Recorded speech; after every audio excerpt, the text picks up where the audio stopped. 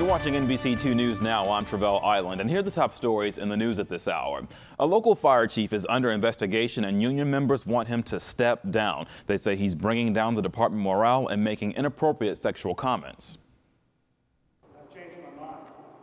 The announcement took them off guard. Many East Naples firefighters expected the fire chief to retire tonight. It's been the talk on around the department that he was going to leave to spend time with his family. So we're just as surprised as I think the rest of the public is. I had a number of employees, firefighters and non-firefighters, civilian employees, approach me, email me, text me, come visit me in the office and say, don't go. Now that Chief Doug Dyer is staying on, he will have to fix conflicts within the department. From pay to public record requests to the release of information that's not supposed to be released, to not being able to find records. Those are the reasons union members are considering a vote of no confidence for Chief Dyer, as well as his operations chief and a director. The general consensus is, yeah, they need new leadership. Another hurdle for the chief is the new investigation surrounding allegations he made inappropriate comments to several women at a retirement party. One of the women is engaged to a firefighter, and sources say she's also the sister to the Collier County Sheriff. I made an inappropriate comment that I apologized for as soon as I was made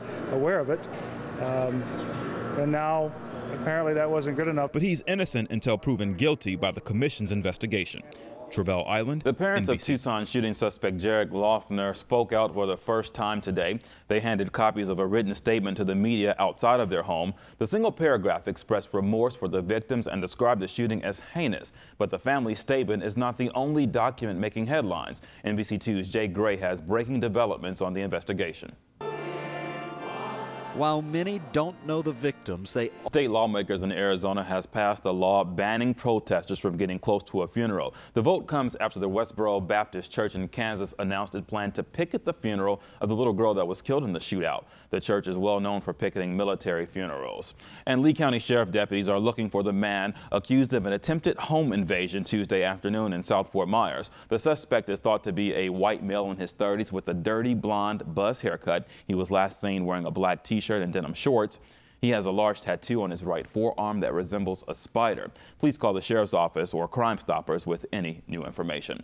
New surveillance video shows the gas explosion that rocked downtown Naples Monday, injuring 3 men. The video was recorded at the bank across the street from the Mangrove Cafe. It shows the school bus stop in front of the restaurant. The bus then pulls away, and less than a minute later, a fireball erupts behind the building. We also have the 911 calls made moments just after the explosion. We got a fire or an explosion on 5th Avenue at Mangrove Cafe. You need an ambulance here too. There's a guy with bad burns. Investigators say a running vehicle or oven inside of the restaurant ignited the gas leak in either the propane tank or the ball gas truck. William McCauley, one of the 3 men injured in the explosion, has been released from the hospital today. 2 others are being treated for burns in Tampa. Tom Smith is listed in critical condition tonight, and Donald Kingston is in fair condition. Governor Rick Scott says he's landed his first big business deal. Scott won't get specific, but he did say an out-of-state company is ready to begin operations here in Florida. The Senate President Mike Cardiopoulos says the deal likely involves financial incentives. No word on how many jobs the deal will bring to the state. Scott is expected to make a formal announcement in about a week. And the trial of an accused killer is now underway. Opening arguments in the case against 24-year-old James Menard began today in Collier County. Menard is accused of shooting 2 people and killing a 3rd person. Menard's attorney says he plans to argue his client was acting in self-defense. The trial will continue tomorrow. You're watching NBC2 News Now. Remember, you can log on 24 hours a day at NBC-2.com.